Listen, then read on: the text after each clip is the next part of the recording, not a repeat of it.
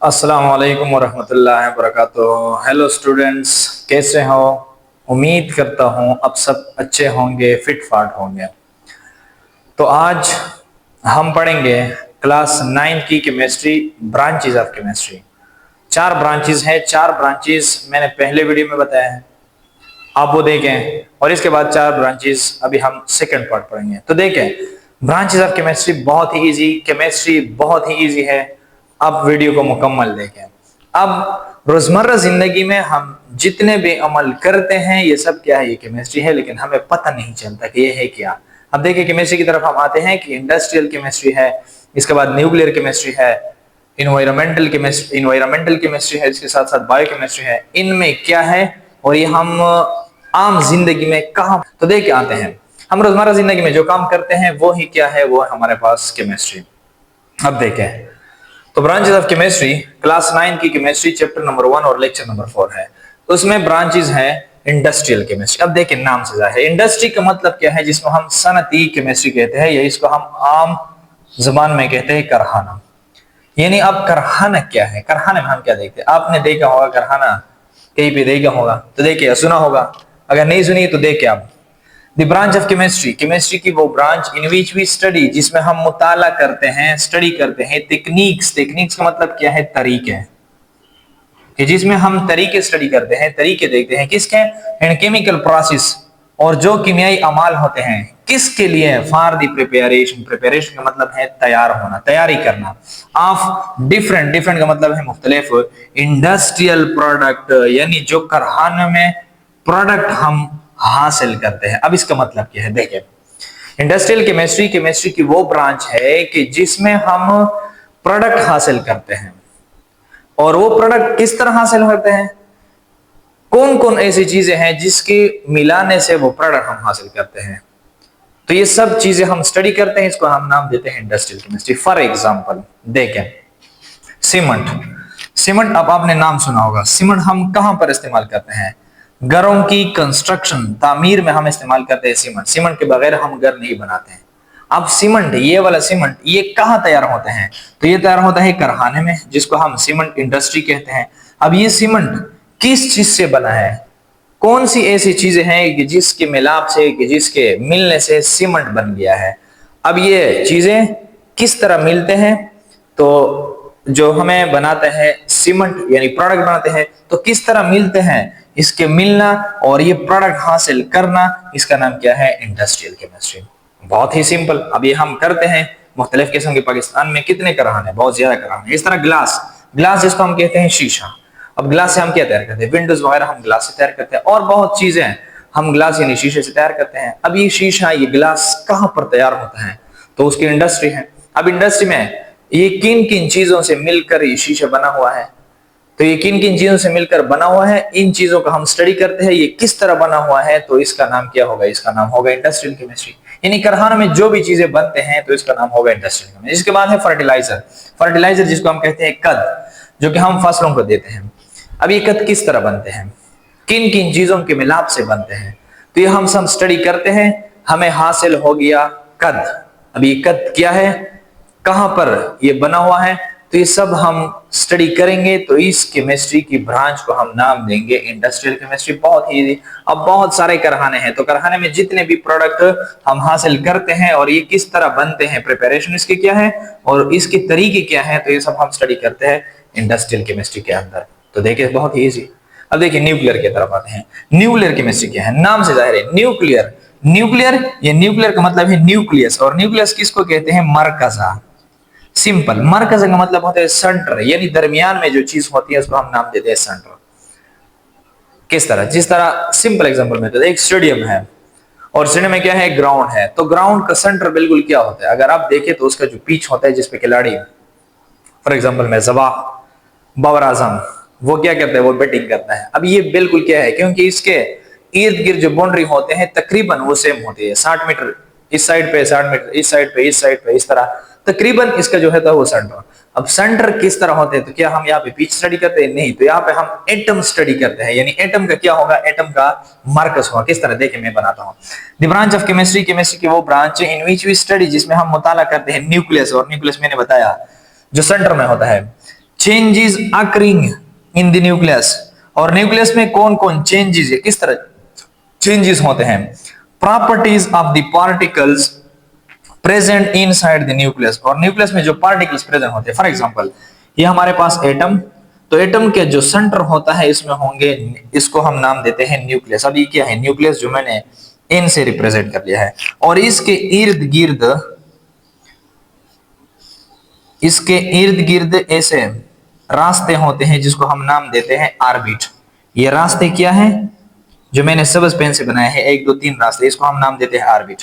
लेकिन इसके साथ हमारा लेना देना नहीं है। अब चूंकि न्यूक्लियर केमिस्ट्री है तो न्यूक्लियर में हम ये सिर्फ पढ़ते हैं, ये क्या है, ये है न्यूक्लियस। तो इस न्यूक्लियस की अगर हम स्टडी करें, और न्यूक्लियस में क्या होता है, changes occurring in the nucleus, इसमें कौन कौन से चेंजेस होते हैं, किस तरह मैं बताता हूं। Properties of the particles present inside the nucleus, और इन न्यूक्लियस के अंदर और भी पार्टिकल्स मौजूद होते हैं जिसको हम नाम देते हैं प्रोटॉन और न्यूट्रॉन। प्रोटॉन और न्यूट्रॉन ये दोनों न्यूक्लियस के इनसाइड पे होते हैं। प्रोटॉन को हम जाहिर करते हैं पी से, और न्यूट्रॉन को यहाँ पर, चूंकि ये मैंने एन लिखा है तो इसको स्मॉल से, स्मॉल एन का मतलब क्या है, यहाँ पे मैंने लिखा ये न्यूट्रॉन है। तो ये पार्टिकल्स इसके अंदर मौजूद हैं, इसको भी हम स्टडी करते हैं कि इसकी प्रॉपर्टी क्या है, न्यूक्लियस में किस तरह चेंजेस आते हैं। और इसके बाद and emission and absorption, emission का मतलब है खारिज होना, एब्जॉर्प्शन का मतलब है दाखिल होना, यानी जज़ब करना। अब लेकिन कौन, रेडिएशन शुआएं फ्रॉम द न्यूक्लियस, ये न्यूक्लियस से रेडिएशन शुआएं, यानी जिसको हम रोशनी भी कहते हैं सिंपल तरीके से, ये खारिज होते हैं या ये न्यूक्लियस किसी रेडिएशन को एब्जॉर्ब करता है। तो ये सारे चेंजेस न्यूक्लियस में हम पढ़ेंगे, तो इसका नाम क्या होगा, न्यूक्लियर केमिस्ट्री। अब इसका मतलब क्या है, तो देखिए कैंसर के जो मरीज होते हैं, अल्लाह ना करे कि हम लोग हो जाए, कैंसर के जो मरीज होते हैं, फॉर एग्जांपल एक कैंसर का मरीज है, इसका हाथ है, तो इसमें क्या है, इसमें एक इस तरह जो कैंसर इफेक्टेड एरिया है जिसका कैंसर है, इस तरह ट्यूमर वगैरह होता है, तो इसके ऊपर अक्सर आपने सुना होगा कि इसके ऊपर रेडिएशन पास करते हैं, शोगाएं पास करते हैं। अब ये रेडिएशन क्या है, ये न्यूक्लियस से आते हैं। तो बाज एलिमेंट ऐसे हैं जिससे रेडिएशन वो निकलते हैं खुद बहुत। अब वो रेडिएशन ये इतने ताकतवर होते हैं कि ये जो ट्यूमर है, ये जो कैंसर ज़दा का जो एरिया है, इसको क्या करते हैं, इसकी ब्रेकडाउन करते हैं, इसको खत्म कर देते हैं, और इस तरह ये बिल्कुल सही हो जाता है। तो अब ये रेडिएशन कहां से, न्यूक्लियस से। तो न्यूक्लियस यानी मरकज़ा, इसके अंदर कितने पार्टिकल्स हैं इसको हम स्टडी करते हैं, इससे रेडिएशन खारिज होते हैं या वो रेडिएशन एब्जॉर्ब करते हैं, ये सारे प्रॉपर्टीज यानी हम स्टडी करते हैं न्यूक्लियस, तो इसका नाम होगा न्यूक्लियर केमिस्ट्री। बहुत इजी। अब जो और ब्रांच है उसका नाम है बायोकेमिस्ट्री। अब देखिए बायो का मतलब क्या है, बायो का मतलब मैंने लिखा है लाइफ, यानी अब इसका मतलब क्या है, यानी सिंपल बात अगर मैं करूं तो बायोकेमिस्ट्री में हम जिंदगी को स्टडी करते हैं। अब जिंदगी क्या है, प्लांट्स भी है, एनिमल्स हैं, तो इसके अंदर क्या चीजें या कौन कौन सी चीजें वो बनते हैं और किस तरह से बनते हैं, एनर्जी हमें किस तरह से हासिल होती है, तो ये सब जब हम स्टडी करते हैं तो उसका नाम होगा बायोकेमिस्ट्री। देखिए किस तरह, the branch of chemistry, chemistry की वो ब्रांच दैट डील्स, जिसमें हम स्टडी करते हैं द सिंथेसिस, सिंथेसिस का मतलब होता है तैयार करना, कंपोजिशन, कंपोजिशन का मतलब है बनाउट, यानी किस चीज से बना हुआ है, डिकम्पोजिशन, जब ये बन गए अब इसकी डिकम्पोजिशन, इसकी ब्रेकडाउन होगी, तहलील करना भी हम किसको कहते हैं, तहलील करना या ब्रेकडाउन, और इसके साथ साथ एंड केमिकल रिएक्शंस, और केमिकल रिएक्शन ऑफ सब्सटेंसेस, ये जो सब्सटेंस है which takes place in the living organism या inside the body of living thing, यानी लिविंग थिंग के अंदर क्या बन रहा है और इसकी बनावट क्या है, किस चीज से बना है, तो इसकी ब्रेकडाउन, वो फिर से ब्रेकडाउन होगा, और ये सब केमिकल सब्सटेंस यानी जितने भी केमिकल रिएक्शन हम बॉडी के अंदर पढ़ते हैं, यानी वो प्लांट है, एनिमल है, तो उसको हम नाम देते हैं बायोकेमिस्ट्री। अब देखिए इसका मतलब क्या है, इसका मतलब यह है, आपने बायो में पढ़ा होगा एक अमल है जिसको हम नाम देते हैं फोटोसिंथेसिस, फोटोसिंथेसिस। अब फोटोसिंथेसिस में क्या होता है, जिसको हम उर्दू में कहते हैं जियाई तालीफ, इसमें क्या होता है, और ये अमल ये प्लांट्स में होते हैं। किस तरह, प्लांट्स में इस तरह होता है कि ये है हमारे पास लीव्स, यानी प्लांट के जो पत्ते होते हैं। अब इस लीव्स में क्या होता है, तो लीव्स में ये लीव्स यानी ये जो प्लांट है, प्लांट का जो लोअर हिस्सा है रूट के जरिए से वो वाटर को एब्जॉर्ब करते हैं, तो वो आते हैं लीव्स में।